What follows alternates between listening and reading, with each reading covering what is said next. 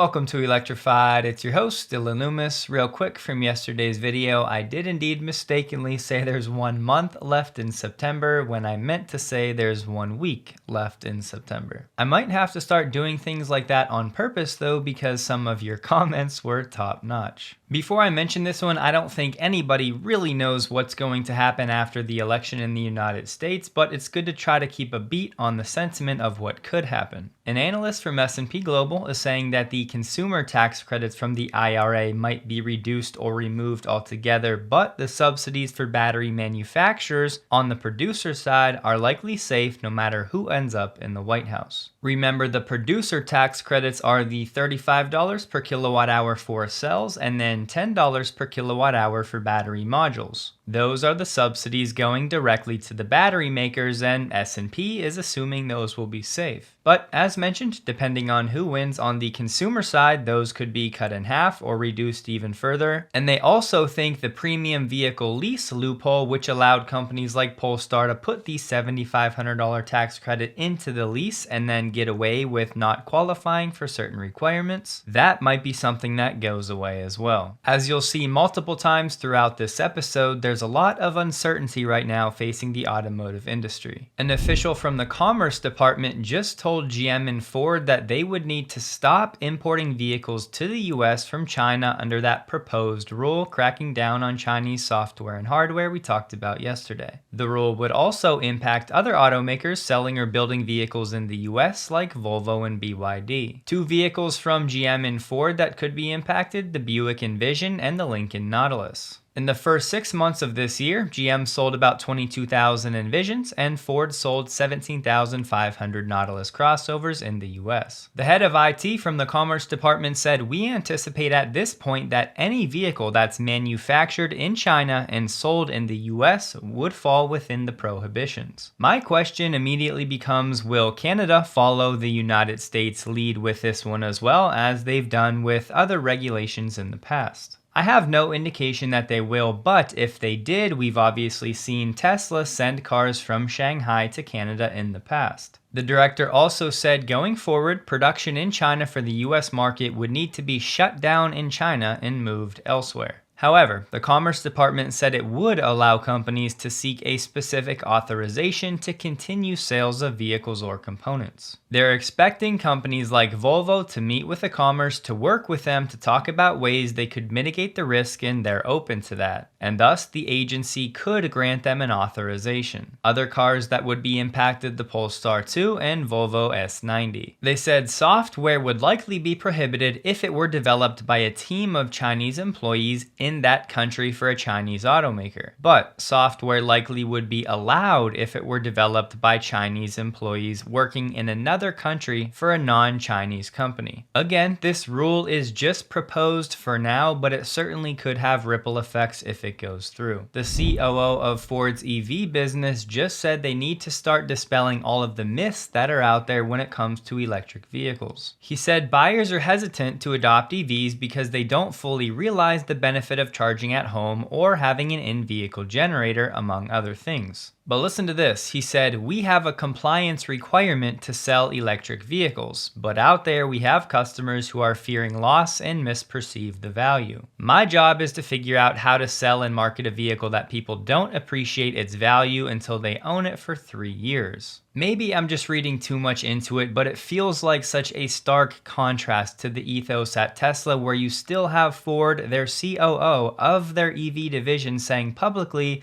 basically we just have this compliance requirement where we have to sell EVs. Not that Ford believes in them, not that they're the better technology, not that they do have all of these benefits and these TCO benefits as well, but the way it came off to me was like he was saying, well, we have to sell these EVs, so now I need to figure out a way to get people to like them. The latest update on Ford's Skunk Works team in California is the first vehicle will be a mid-size pickup in 2027. To cap it off, the COO said being affordable is great, but there are 2 other requirements. One is it'd better be differentiated or you're going to get commoditized. You also have to make money. Success here is, can I reinvest in the business? Not quite an attitude that I would classify as first principles thinking. Renewable company R Plus Energies just broke ground on a solar plant in Utah that will be co-located with 1.6 gigawatt hours of battery storage. The solar will be provided by Elite Solar and the battery storage solution by Tesla. If all of the battery storage is to be supplied by Tesla, which they make it sound like it is, that would be roughly 400 megapacks, so roughly a $400 million contract for Tesla. The president of this renewable company said Emery County, where we're building this project, has a 145-year history of energy exploration and development through coal and coal burning and gas. As we look at the future and some of those industries drying up or that economic focus needing diversity, we viewed those as good areas to go into because it's kind of a continuation of their legacy with energy generation and development. Here's a render of what this project will look like when it's done, and you can just barely see where the Tesla Megapacks will be. This one is not directly Tesla related, but it's the blueprint I've been looking to see. We have a real estate developer and an architecture firm looking to start construction on a data center project in Switzerland next year. With it, they plan to include a non-flammable and non-explosive 500 megawatt energy storage unit. In the article, they said the companies also want to build what they claimed is the world's largest and most modern battery storage facility of its kind. There are obviously much bigger battery storage projects around the world, like this one in Kern County, California, that's nearly 3.3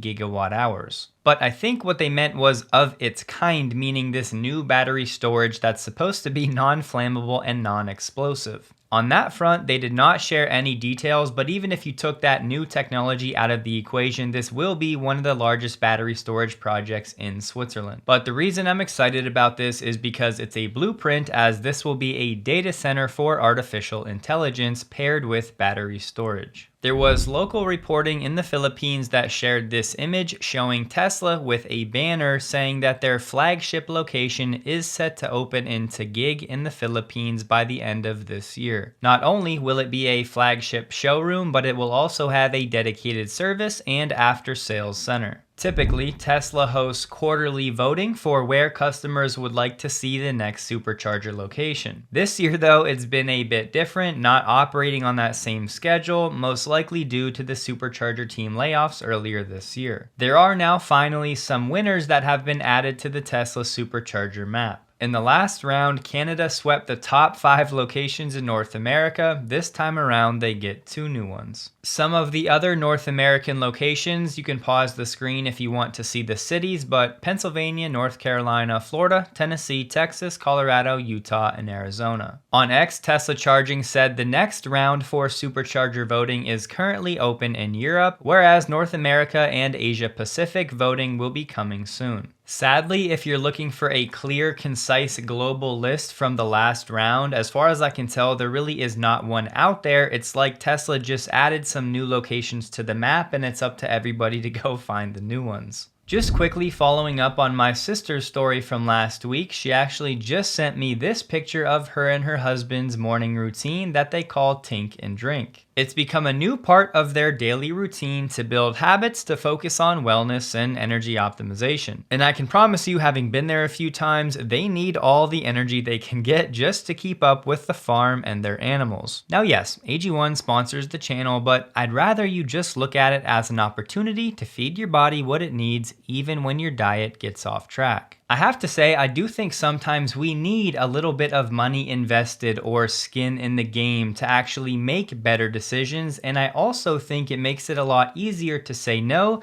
to the things that we shouldn't be consuming in the first place. Last week, we talked about ashwagandha, and this week, I want to touch on spirulina. From PubMed, it's extensively used as a nutraceutical food supplement all over the world. Several scientific publications have suggested its positive effects in various pathologies like cardiovascular disease, hypocholesterolemia, hyperglycemia, obesity, hypertension, tumors, and inflammatory diseases. Both Peter Attia and Andrew Huberman are on the AG1 scientific team, and Rhonda Patrick has called AG1 a good quality multivitamin, and she said she likes the list of micronutrients in AG1. But as I like to say, it doesn't matter what anybody else says, it matters what your body actually needs. I can't answer that, only you can can answer that for yourself, so I hope to be a voice encouraging you to pay attention to that. If you'd like to try out the 75 vitamins, minerals, and probiotics in every AG1 serving for yourself, you can get 5 travel packs and a 1-year supply of vitamin D3K2 at drinkag1.com/electrified linked below, or by using the QR code on the screen.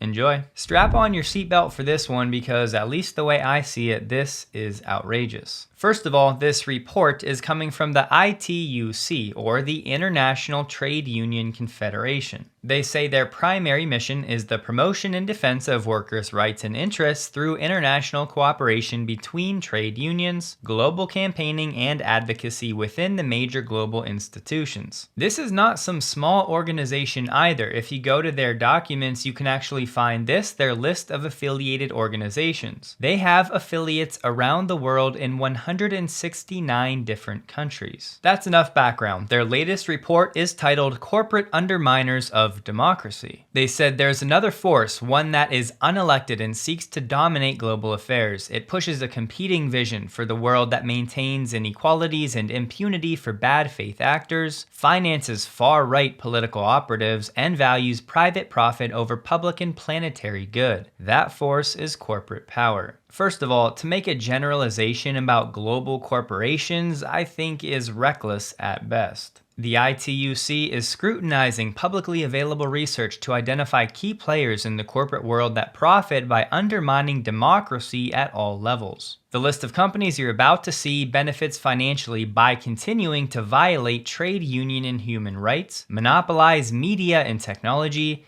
exacerbate climate catastrophe, and privatize public services. I'm not going to read all of this, so pause the screen if you want, but here's some of what this organization is pushing for, some major reforms for these corporations. Finally, this project will be ongoing to identify market-leading companies that are emblematic of corporate power's adverse impact on democracy at work, in societies, and in global institutions. And here's the list of corporate underminers of democracy for 2024. Amazon is number 1, but you'll also find Tesla at number 6. They have a write-up about Tesla specifically, calling it one of the most belligerent employers. I think by and large, the data and the Tesla millionaires that have been created and the employees there now that love working toward a mission would say that they actually enjoy working at the company. It won't be 100%, but I'm guessing it's certainly a majority. They go on to talk about Tesla's supply chain and how it relies on nickel mining companies, but we know Tesla has gone to incredible lengths to be very transparent with all of its mining and all of its sourcing in its impact reports. The group complains about deforesting that's happening when we know that Tesla is actually building new and better forests, specifically in Giga Berlin. They complain about cobalt in the DR when we know that Tesla is continually becoming less and less reliant on the cobalt that it does use. They continue to spread the disinformation about that $45 million monthly contribution that Elon denied multiple times. And lastly, they went ahead and called Javier Milei and Narendra Modi as far-right leaders. But seriously, can anybody explain to me how Tesla is one of the worst offenders of undermining democracy because they don't have a union? And I'm pretty sure Tesla's actually quite concerned about being good for the planet, as it is their main mission of existence. I really don't want to spend much more time on this absurdity, but I did want to highlight this as a reminder that there are absolutely battles between good and evil taking place out in the world, and oftentimes they're cloaked in some form of do-gooder mentality. The Tesla China weekly number came in at 14,300. Comparing that to the same week in Q2, that number was 17,500. So quarter over quarter, Tesla China domestically is still up 20.15%. Week 12 of Q3 last year was 13,500. So year to date, Tesla China is up 18.85%. And for Tesla China to set a new quarterly record for domestic deliveries, they would need to deliver more than 13,600 for the remaining week of the quarter. Honestly though, whether they hit it or miss it by a few thousand either way, in the grand scheme of things it means nothing, but it's always fun to be able to say new record quarter. The breakdown this week was 5100 Model 3 and 9200 Model Y. It's worth noting there was a Chinese holiday from September 14th through the 17th,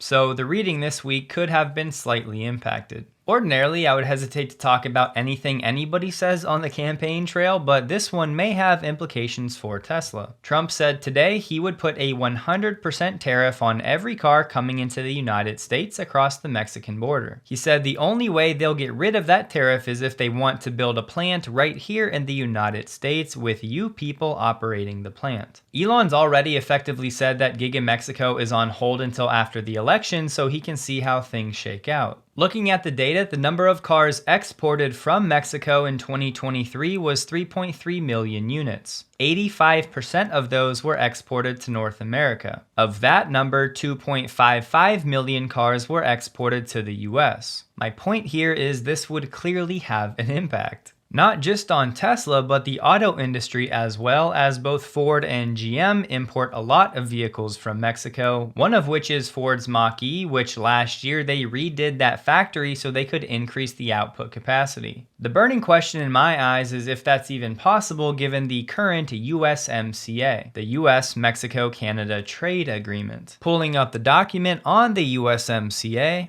and we find that new capital investments attributable to the USMCA by automakers and battery suppliers totaled around $34 billion. And that really just scratches the surface. And please don't misunderstand me here. I'm not trying to argue at all whether this tariff would be good or bad. I'm just trying to lay out the impact that it may have. Kia put out a press release saying it would soon offer NACS adapters for its EV6 and EV9. If you take delivery of one of those vehicles after September 4th this year, you'll get an adapter free of charge. Customer delivery of those free adapters is expected to be early 2025. If you bought one of those two vehicles before September 4th, you'll have to buy an adapter from an authorized Kia dealer. And they said access to the DC fast chargers is planned for January 15th, 2025. One thing I don't like at all about this press release, they did not mention Tesla once. Anytime they mentioned the charging system, they just said DC fast chargers. Guess what, Kia? You guys wouldn't have any of this if it wasn't for Tesla, so how about a simple tip of the cap? The UK auto publication What Car did an efficiency test with 12 different electric vehicles across price ranges, and they concluded that the new Model 3 rear-wheel drive was the most efficient. It definitely wasn't the most scientific of tests, but interestingly, they also included a 9-year-old Model S. That vehicle actually outlasted two of the brand new electric cars in their test, despite the Model S having over 250,000 miles on the odometer. Another poll I find to be a little goofy, but I'll pass it along. Baby Center, which is a parenting and pregnancy resource app, surveyed 494 US-based parents ages 18 to 54. The results, the best all-electric vehicle was the Tesla Model Y. Baby Center found this was the most driven and highest rated EV among those polled, but only 3% of respondents drive an EV. I will say though, despite the size of the study or the methodology, it is nice to have positive Tesla headlines from the mainstream media every now and again. I've actually been messaging back and forth with some of the team at Nightview Capital as they have a suite of ETFs. Today, they put out a blog post about Tesla and autonomy. There was an original piece where Sequoia generously assumed that Google could generate $10 billion in AI revenue every year, while Tesla could generate $5 billion annually from AI. Nightview said, "We believe these numbers may be off by multiple orders of magnitude." In Sequoia's piece, they left out autonomy, which explains everything you need to know. Much of the blog post was things that this audience will already know, however, I will include a link below if you want to check it out. I think the most valuable part of the post was where they contrasted Tesla's approach, which we know is vision-based, scalable, data-driven, and compared that to Waymo's, which is sensor-rich, methodical, and safety-first. But I think that latter part is misleading because Tesla's approach is definitely safety-first. There are some things they say I would have some intellectual pushback for. For example, on Tesla's side, they said the cost-efficient hardware is about $1,500 per vehicle. That's clearly just them talking about the cameras and the computer. Then on the Waymo side, they said a fully equipped Waymo vehicle costs about $120,000 due to reliance on expensive sensors. For Waymo, they have the entire vehicle cost and the suite, whereas for Tesla, they just have the suite. Other than that though, they really do get the overall story, and I do think this can be a valuable resource to share with people that are new to the story. And I hear a lot of progress being made. Is that really the case? We think so, and we've had the opportunity to ride in different iterations of the version 12, and then most recently a 12.5 maybe 2 weeks ago. And there's been the pace of progress is accelerating, and this is really because as they've talked about, they're no longer compute constrained. They do have this millions of cars on the road gathering data there, and it is a full end-to-end. Machine learning versus in the past or the pieces of the software that people had to code. And so I think that's one thing that we're trying to emphasize is that this is accelerating at a faster pace than it has in the past. And there's so much skepticism because Musk has always been 1 year out, 1 year out. But we do think that they're getting closer to this. You guys may remember that Mercedes EV that caught on fire in an apartment building in South Korea a couple weeks back. This one was actually a big deal given the density of the population, and it spread around the news like wildfire. Pun intended, I guess, but since then, companies like Hyundai, GM, and Porsche have taken the matter into their own hands by voluntarily disclosing their battery suppliers and offering free safety inspections to EV owners. Which brings me to the point I wanted to make in that I think all companies selling electric vehicles should make it public information where the batteries and the battery packs come from. I'll be honest, I don't know if that's asking for too much or if it would be giving away too much proprietary information, but for one of the most critical and expensive parts of your electric vehicle, I think it would be nice to know. I wanted to pose it to you guys. Honestly, what would you think about that? Ryan Fitzpatrick, who used to be a quarterback in the NFL, posted on X, note to Tesla owners, when using Actually Smart Summon, make sure the garage is more than halfway up. Apparently, somehow, Actually Smart Summon did not realize that the garage door was not all the way up, so this is one where I would definitely like a bit more information. On that front, Tesla Scope said a massive wave of FSD 12.5.4 and ASS just went out to tens of thousands of vehicles moments ago. All prior versions and vehicle hardware are included in this push. This is certainly an encouraging sign for an eventual wide release of this version. If this wave goes well, maybe another week or two for a wide release. After a 6-year hiatus, Tesla will be back to the Paris Auto Show with the sexy lineup and the Cybertruck and Optimus. The show takes place October 14th to the 20th, and they said Tesla will also present its energy solutions. I won't dive into it because it's not really Tesla or EV related, but Elon has been meeting with many world leaders over the past few days, handing out awards. But one that could be related, he said, my companies are actively looking for ways to invest in and support Argentina. Tesla stock is continuing its nice little run up here, ending the day at $254.27, up 1.71%, while the Nasdaq was up 0.56%. It was a normal volume day for Tesla, trading about 11 million shares above the average volume the past 30 days. Don't forget, check out AG1 linked below if you're interested, grab those freebies, and as always, thank you in advance if you do. Hope you guys have a wonderful day. Please like the video if you did. You can find me on X linked below, and a huge thank you to all of my Patreon supporters.